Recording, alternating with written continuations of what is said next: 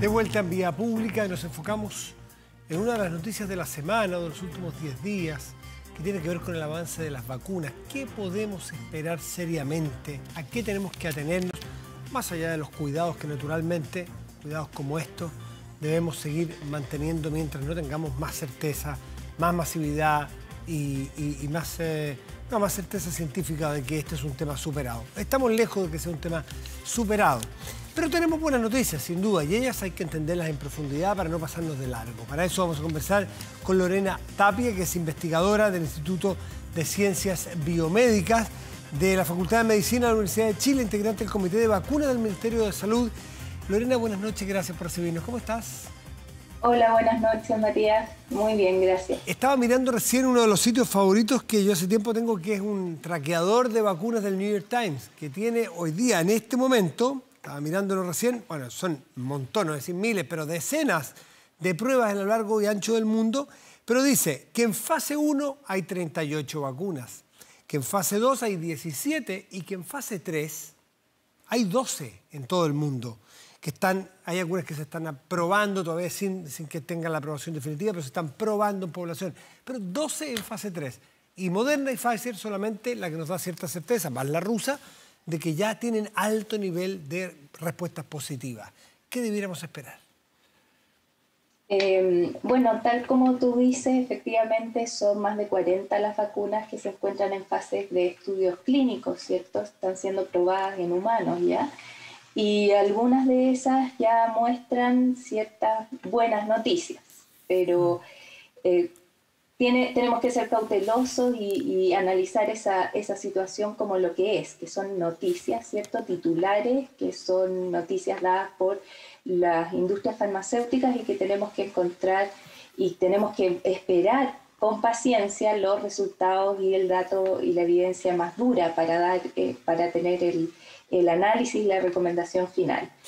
No cabe duda que son buenas noticias, es decir, hay esperanza en que eso pudiera terminar bien en alguna de estas vacunas y, ¿por qué no?, también en otras que pudieran ser parecidas a las que hemos tenido estas noticias, pero hay que ser cauteloso, hay que tener paciencia y tener cuidado en lo que vamos paso a paso. Lorena, lo que hace Pfizer y Moderna es un anuncio de la propia empresa, ¿no es cierto? Todavía, hasta donde yo sé, todavía no tiene ni la aprobación de la FDA, que es el organismo técnico norteamericano, en este caso, ni tampoco hay publicaciones en las revistas científicas serias, profundas, que un poco le dan el visado a las investigaciones científicas de cualquier índole para decir, sí, tienen mérito, tienen 3 estrellas, tienen un 7, por así decirlo, ¿no? Todavía no hay publicaciones de ese tipo, ¿no? No, las publicaciones que se tienen de los estudios de los que hemos tenido noticias son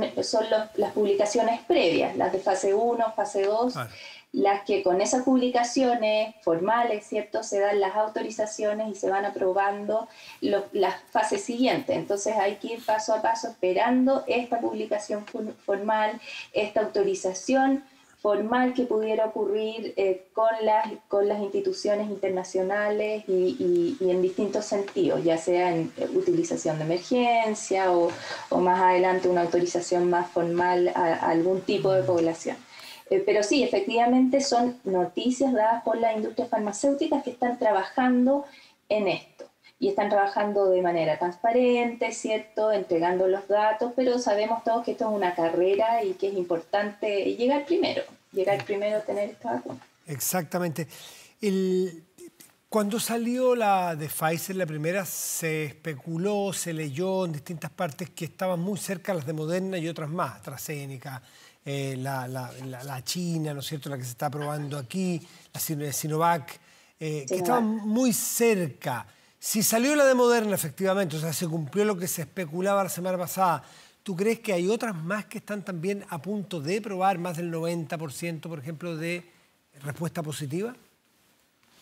Hay algunas que van más adelante que otras en cuanto al número de pacientes reclutados en esta fase 3. Pudieran salir algunos nuevos datos.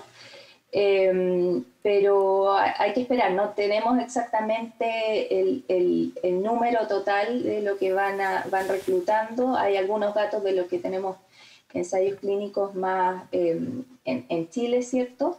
Pero es verdad que van varias avanzando con autorizaciones y avanzando en el reclutamiento en más o menos los mismos tiempos. Así que yo esperaría que aquí a diciembre uno podría tener otro tipo de noticias o ya las publicaciones formales de estas o quizás otras de las vacunas.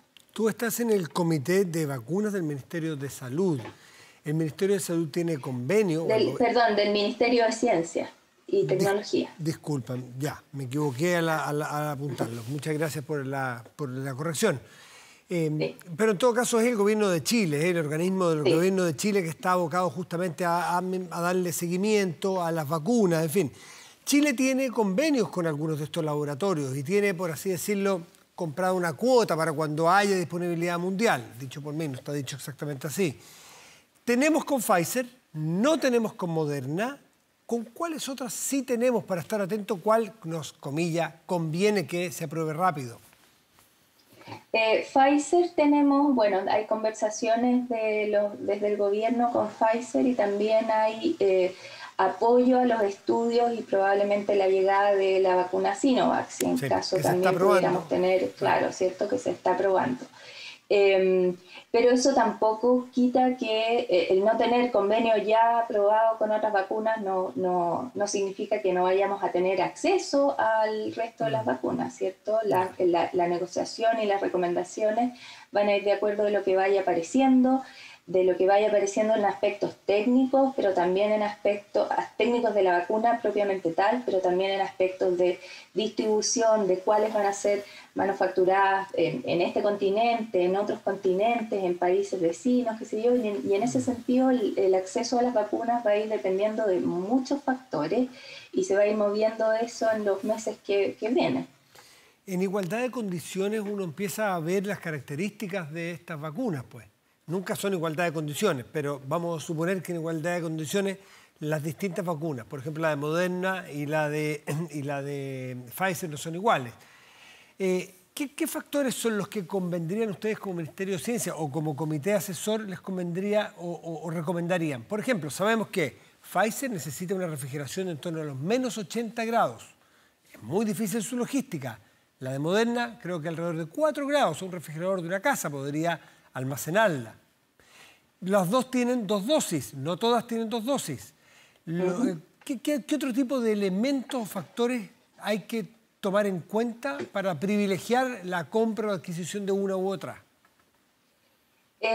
Son distintos los factores que influyen en la decisión de qué vacuna se va a proponer o se va a recomendar desde el Ministerio. Esa recomendación final de qué vacuna se va a poner, a qué población y de qué manera, son decisiones que la toma finalmente el Ministerio de Salud junto con su Comité Asesor de Inmunizaciones, ¿cierto? Y el Programa Nacional de Inmunizaciones, que evalúa lo que muy bien tú dices, cómo llevar a la práctica la vacunación, qué tipo de distribución necesita, qué tipo de refrigeración, cuáles son las cadenas de frío que se requieren.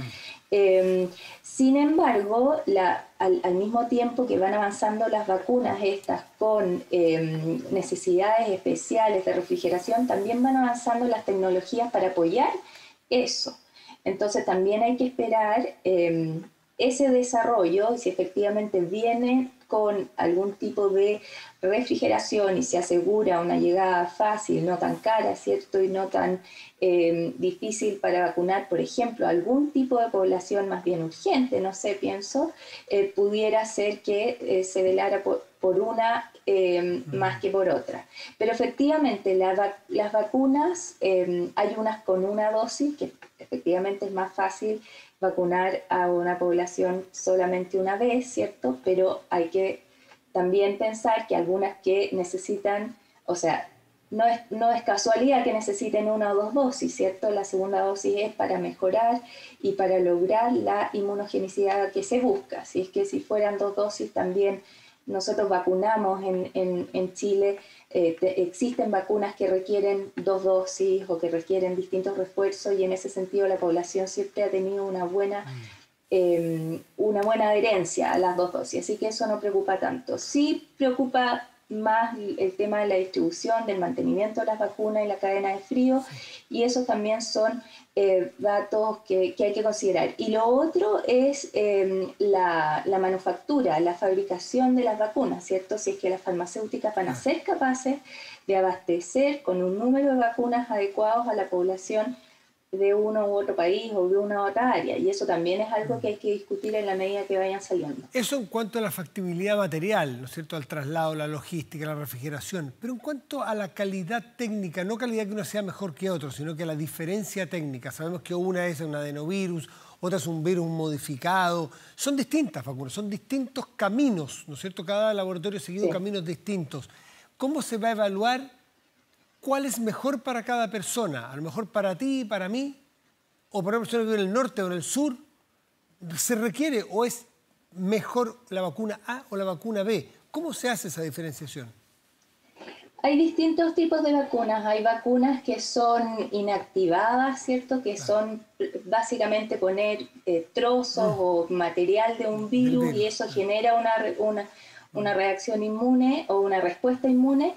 Y hay algunas que son atenuadas, son virus atenuados que producen cierta infección, y el paciente o el voluntario responde a eso, ¿cierto? En esos casos de las vacunas atenuadas, hay algunas poblaciones en las que no se puede utilizar, por ejemplo, en pacientes embarazadas, en pacientes con alguna alteración de la inmunidad.